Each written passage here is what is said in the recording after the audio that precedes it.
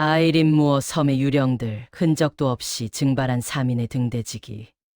스코틀랜드 북서쪽 거친 대서양 한복판에는 플래넌 제도라 불리는 외딴 섬들이 있습니다.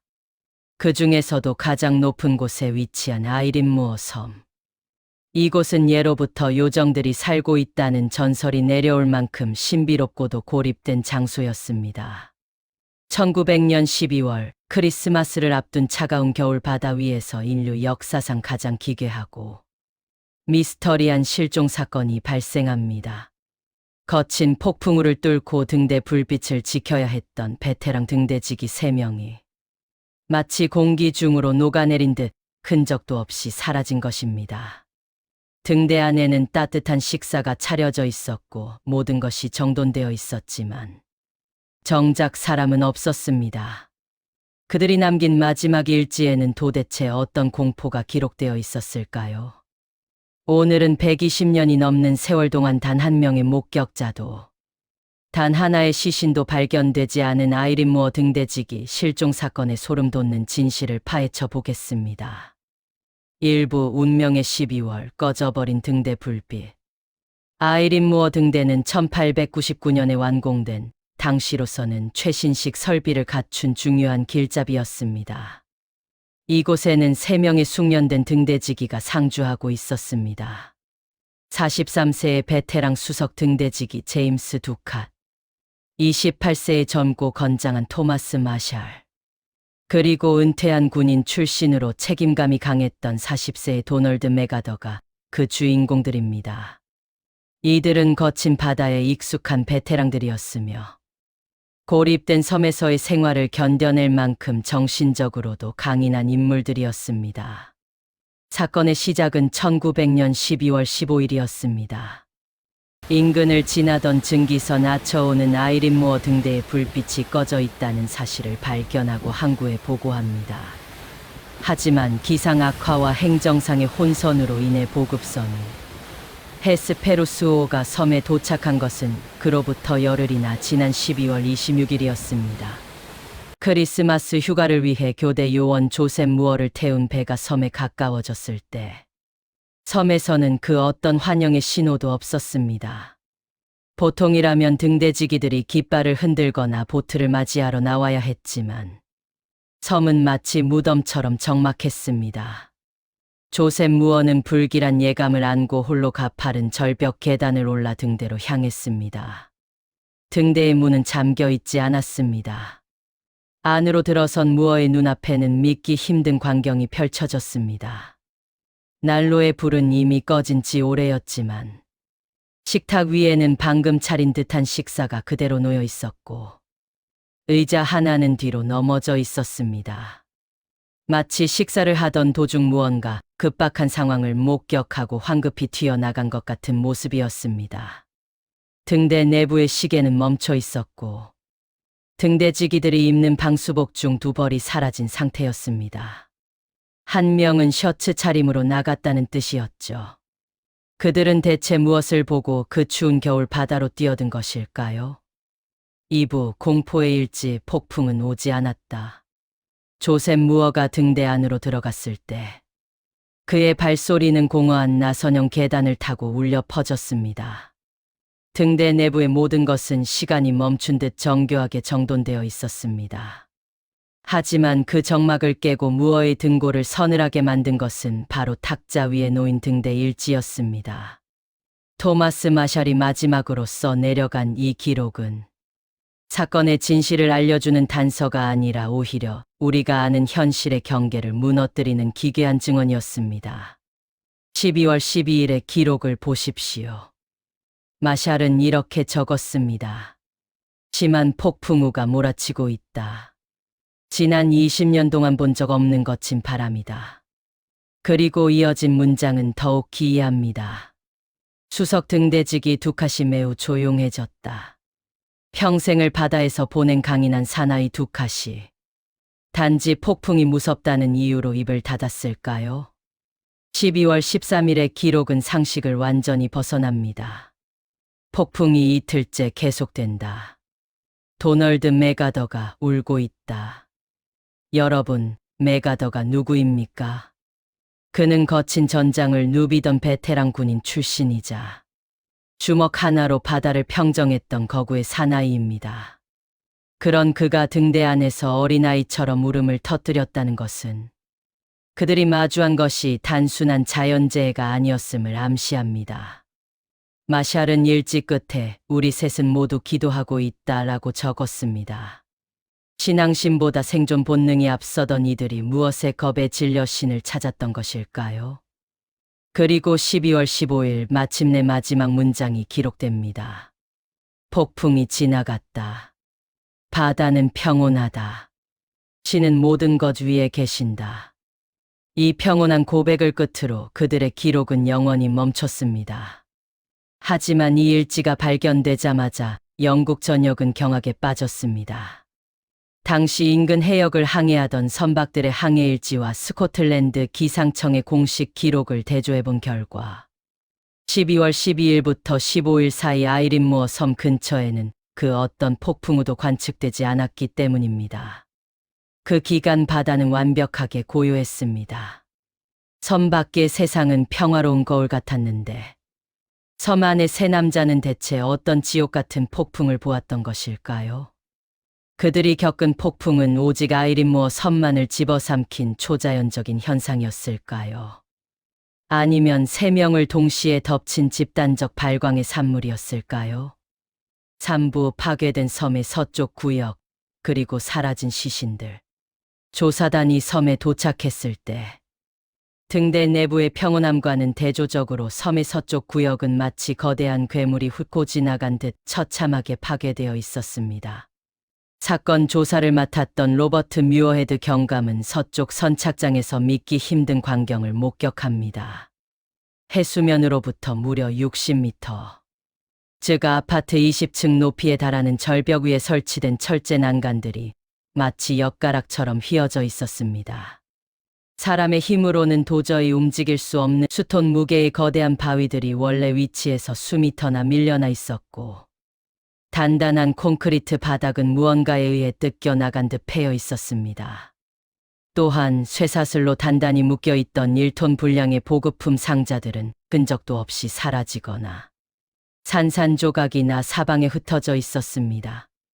이 처참한 흔적을 근거로 뮤어헤드 경감은 공식 보고서를 작성합니다. 12월 15일 저녁 대서양에서 발생한 예기치 못한 거대 파도, 즉 로그 웨이브가 섬의 서쪽 벽을 강타했을 것이다. 선착장의 장비를 점검하러 나갔던 2명의 등대지기가 파도에 휩쓸렸고, 안에서 이 광경을 목격한 나머지 1명이 동료를 구하기 위해 외투도 걸치지 못한 채 뛰쳐나갔다가 함께 변을 당했을 것이다. 이것은 매우 논리적인 설명처럼 들립니다. 하지만 숙련된 등대지기들의 생존 본능을 떠올려 보면 여전히 풀리지 않는 의문이 남습니다. 그들은 바다의 위험을 누구보다 잘 아는 전문가들입니다. 그런 거대한 파도가 몰려오는 상황에서 왜 그들은 등대의 육중한 철문을 잠그지도 않은 채 밖으로 나갔을까요? 더욱 이상한 것은 사라진 외투의 행방입니다. 등대 안에는 한 벌의 유전기름 옷만이 남아 있었습니다. 즉 최소한 1명은 영하의 추위와 거친 바닷바람이 몰아치는 밖으로 셔츠 차림으로 나갔다는 뜻입니다. 베테랑 등대지기가 그런 기초적인 수칙을 어겼다는 것은 파도보다 더 급박하고 공포스러운 무언가가 그들을 밖으로 유인했거나 쫓아냈다는 것을 의미하지 않을까요? 무엇보다 가장 큰 미스터리는 3명의 시신이 단 한 구도 발견되지 않았다는 점입니다. 거친 대서양의 조류를 감안하더라도 섬 주변에서 그들의 흔적은커녕 옷가지 하나조차 발견되지 않았습니다. 바다는 그들의 생명뿐만 아니라 존재의 흔적까지 완벽하게 삼켜버렸습니다. 공식 보고서가 말하는 거대 파도는 과연 진실일까요? 아니면 이해할 수 없는 사건을 덮기 위한 가장 그럴듯한 변명이었을까요? 4부 음모론과 전설, 바다가 삼킨 비밀. 정부의 공식 발표가 있었음에도 불구하고 대중의 의구심은 좀처럼 사그라지지 않았습니다. 거대 파도가 60m 절벽을 삼켰다는 설명만으로는 등대 안에 정돈된 식탁과 존재하지도 않았던 폭풍을 기록한 일지를 설명할 수 없었기 때문입니다. 사람들은 아이린 무어 섬에 짙은 안개 속에 감춰진 또 다른 진실을 찾기 시작했고, 그 과정에서 소름 돋는 가설들이 쏟아져 나왔습니다. 첫 번째는 가장 비극적인 시나리오인 폐쇄 공포와 광기설입니다. 외부와 완전히 차단된 채 좁은 등대 안에서 수개월을 보낸 세 남자 사이에서 치명적인 정신적 균열이 발생했다는 주장입니다. 특히 주목받는 인물은 막내였던 도널드 맥아더입니다. 평소 다혈질이었던 그가 고립된 환경에서 이른바 섬의 광기에 빠졌고, 선배 등대지기들과 격렬한 다툼을 벌였다는 가설이죠. 일지에 기록된 맥아더가 울고 있다는 대목은 단순한 슬픔이 아니라 정신이 붕괴되어가는 과정에서 나타난 이상 증세였을지도 모릅니다. 광기에 휩싸인 누군가가 2명을 살해한 뒤 시신을 절벽 아래로 던지고, 자신 또한 죄책감 혹은 환각에 시달리다 바다로 뛰어들었다는 시나리오는 당시 사람들에게 꽤 설득력 있게 다가갔습니다. 하지만 이 가설은 한 가지 큰 벽에 부딪힙니다. 등대 내부에는 그 어떤 혈흔이나 다툼의 흔적도 없었으며, 베테랑이었던 그들이 서로를 죽일 만큼 사이가 나빴다는 기록 역시 어디에도 없었기 때문입니다. 두 번째는 섬의 오랜 금기와 맞닿아 있는 초자연적 존재설입니다.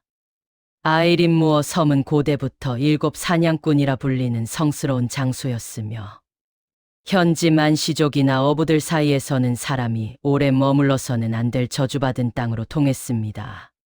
섬을 처음 수색했던 조셉 무어조차 등대 문을 여는 순간 말로 표현할 수 없는 차갑고 거대한 악의 기운이 온몸을 감쌌다고 회고했을 정도입니다. 일부 미스터리 연구가들은 그들이 인간의 언어로 설명할 수 없는 무언가를 목격했다고 주장합니다. 전설 속에 등장하는 거대한 유령새가 그들을 낚아챘다거나 바다 깊은 곳에서 올라온 고대 괴물이 섬을 덮쳤다는 이야기들입니다. 일지의 마지막 문장인 신은 모든 것 위에 계신다는 말은 폭풍이 끝난 뒤의 평화로운 기도가 아니라 인간의 상상을 초월하는 압도적인 존재 앞에서 느낀 무력한 절규가 아니었을까요? 그들은 혹시 우리가 알지 못하는 차원의 틈새로 빨려 들어간 것은 아닐까요? 이 가설은 허무맹랑해 보이지만 현장의 기이한 정적을 설명하는 유일한 방법으로 여전히 회자되고 있습니다. 세 번째는 냉전의 전초전과 같은 긴장감이 감도는 정부 비밀 실험 및 간첩설입니다. 당시 영국 해군은 대서양의 제해권을 장악하기 위해 외딴 섬들을 거점으로 비밀통신 실험이나 신무기 테스트를 진행하고 있었다는 소문이 파다했습니다. 등대지기들이 우연히 군사 기밀을 목격했거나 실험 과정에서 발생한 강력한 전자기파나 화학물질에 노출되어 창난 증세를 보이다 실종되었다는 가설입니다. 또한 당시 영국과 대립관계에 있던 외세의 잠수함이 은밀히 섬에 상륙하여 등대지기들을 납치해 갔다는 시나리오도 제기되었습니다. 등대의 모든 시설이 너무나 깨끗하게 정돈되어 있었다는 점은 오히려 누군가 현장을 완벽하게 수습하고 떠났다는 증거라는 것이죠. 하지만 대영 제국 해군 수뇌부는 이 사건에 대해 극도로 말을 아꼈고, 기밀 문서들은 100년이 지난 지금까지도 완전히 공개되지 않아 의구심만 증폭시키고 있습니다. 마지막으로 최근 과학자들이 제기하는 초저주파 가설입니다. 섬의 독특한 지형과 해굴에 거친 바람이 통과하면서 인간의 귀에는 들리지 않는 초저주파가 발생했고, 이것이 등대지기들의 뇌에 직접적인 타격을 주어 극심한 공포와 환각, 구토를 유발했다는 분석입니다. 일지에 적힌 존재하지 않는 폭풍은 바로 이 초저주파가 만들어낸 뇌의 오작동이었으며, 이 끔찍한 감각에서 벗어나기 위해 그들은 구원을 찾아 바다로 뛰어들었을 것이라는 과학적 접근입니다. 이처럼 아이린 무어 섬의 비밀은 광기와 초자연 현상, 그리고 음모론 사이를 떠돌고 있습니다. 하지만 그 어떤 가설도 텅 빈 식탁과 잠기지 않은 문, 그리고 흔적 없이 사라진 세 남자의 행방을 완벽하게 설명하지는 못합니다. 바다는 여전히 침묵하고 있고, 그날 밤의 진실은 거친 파도 아래 영원히 잠겨 있습니다. 마무리, 아직도 꺼지지 않는 미스터리의 불꽃. 사건이 발생한 지 120년이 넘었지만 아이린 무어 섬은 여전히 그날의 비밀을 굳게 닫고 있습니다. 1971년 이 등대는 자동화 시스템으로 바뀌며 더 이상 사람이 살지 않게 되었습니다. 이제 섬에는 바람 소리와 갈매기 소리만이 가득할 뿐입니다. 하지만 사람들은 지금도 묻습니다. 1900년 12월의 그 밤, 등대 불빛을 마지막으로 점검하던 그들은 무엇을 보았기에 셔츠 차림으로 뛰쳐나갔을까요? 그들을 집어삼킨 것은 진정 자연의 무자비한 파도였을까요? 아니면 인간의 상상을 초월하는 깊은 바닷속의 무언가였을까요? 그들이 남긴 마지막 일지 속에 평온함은 죽음을 앞둔 자의 달관이었을까요? 아니면 공포 뒤에 찾아온 기이한 정적이었을까요? 아이린 무어 등대지기 실종 사건은 우리에게 자연의 위대함과 동시에 인간이 이해할 수 없는 영역이 존재함을 상기시킵니다. 바다는 모든 것을 알고 있겠지만 결코 입을 열지 않을 것입니다. 오늘 이야기는 여기서 마칩니다. 억울하게 사라진 3명의 등대지기, 제임스 두카, 토마스 마샬, 도널드 메가더의 명복을 빕니다. 여러분이 생각하는 그날 밤의 진실은 무엇인가요? 거대 파도였을까요? 아니면 기록되지 않은 공포의 실체가 있었을까요? 댓글로 여러분의 의견을 나눠주세요. 시청해 주셔서 감사합니다.